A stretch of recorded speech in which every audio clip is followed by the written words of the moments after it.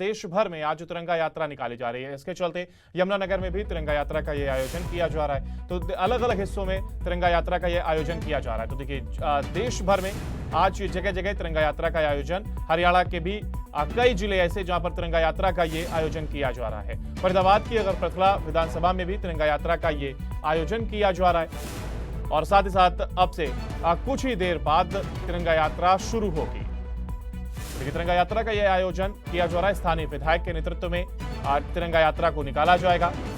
और इसी खबर पर हमारे साथ हमारे संवाददाता दीपक गौतम जुड़ गए हैं। दीपक, देखिए, जिस तरीके से अलग अलग जगहों पर तिरंगा यात्रा निकाली जा रही है, ऐसे में फरीदाबाद की अगर हम बात करें, यमुनानगर की बात करें, तो कई जगह ऐसी जहां पर तिरंगा यात्रा का ये आयोजन किया जा रहा है। ऐसे में क्या कुछ माहौल आप वहां पर देख रहे हैं?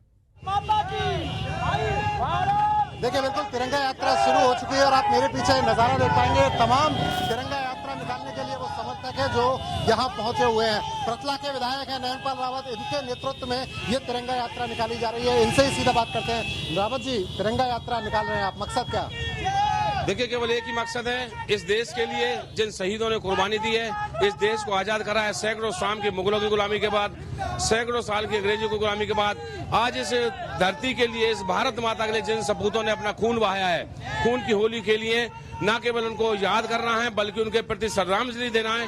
और देश में और प्रदेश में और अपने स्टेट में और इसके साथ साथ अपनी विधानसभा में ये मैसेज देना है कि हम उन कुर्बानी देने वाले सपूतों को ना भूलें। इसलिए इस देश को आगे बढ़ाने के लिए हम भी अपनी भूमिका निरंतर निभाते रहें, चाहे वो किसी पार्टी में काम करता हो, किसी संगठन में काम करता हो, लेकिन देश सबके लिए सर्वोपरि है।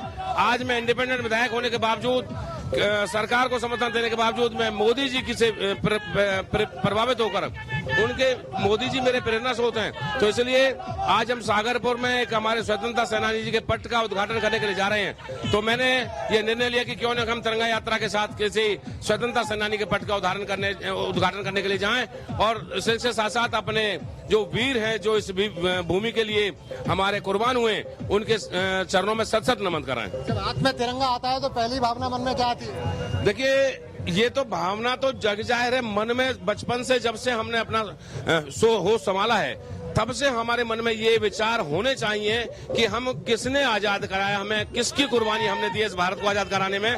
तो उनकी भावना हमेशा और उनका खून हमारे मन में, हमारे नसों में खोलना चाहिए कि किस प्रकार से हमारे देश ने आजादी प्राप्त करी, किनके कंधों पर करी, किसके खून से होली खेल कर की है। तो निश्चित तौर पर जोश तो हमारा बराबर बना ही रहता है। कई लोग तिरंगा यात्रा को पॉलिटिकल नजरिए से देखते हैं, उन्हें क्या कहना चाहिए? देखिए, मैं एक ही बात कहता हूँ, इस देश का जो भी नागरिक है, किसी भी धर्म का हो, किसी भी जाति का हो, किसी भी संगठन का हो, किसी भी पार्टी का हो, सबके लिए पहले ये भारत, हिंदू, जाति, ये सब बाद में। देश के लोगों को क्या संदेश देंगे?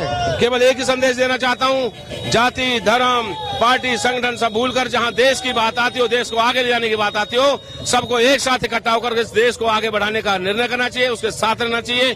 जाति अपनी जगह, धर्म अपनी जगह, अपना पार्टी अपनी जगह, संगठन अपनी जगह, सत्ता अपनी जगह, लेकिन देश सर्वोपरि है, इसके लिए सबसे आगे रहना चाहिए। सर्वोपरि है और यही वजह है कि आप मेरे पीछे देख पाएंगे ये तमाम जो कार्यकर्ता आपको नजर आएंगे, तमाम कार्यकर्ता वो हैं जो पूरी तरीके से जुड़े हुए हैं तिरंगा यात्रा में, पूरी तरीके से जुड़े हुए हैं। और ये तिरंगा यात्रा आप देख पा रहे हैं कि साफ तौर पर फरीदाबाद के पृथला विधानसभा क्षेत्र में निकाली जा रही है। जी,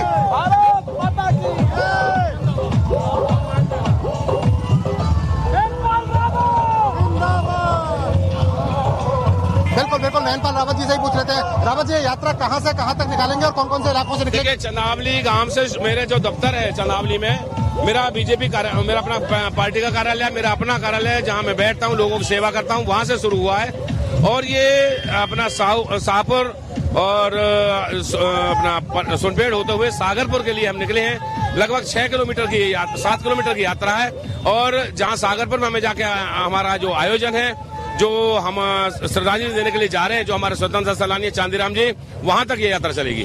7 किलोमीटर की यात्रा है और आप पूरी तरह देख सकते हैं कि तमाम लोग पूरी तरह से जोश में भरे हुए नजर आ रहे हैं। भारत माता की जय के नारे लगा रहे हैं और हाथ में तिरंगा लिए सिर्फ एक ही आवाज उनके मन पर है, एक ही बात उनके दिल पर है कि भारत माता की जय।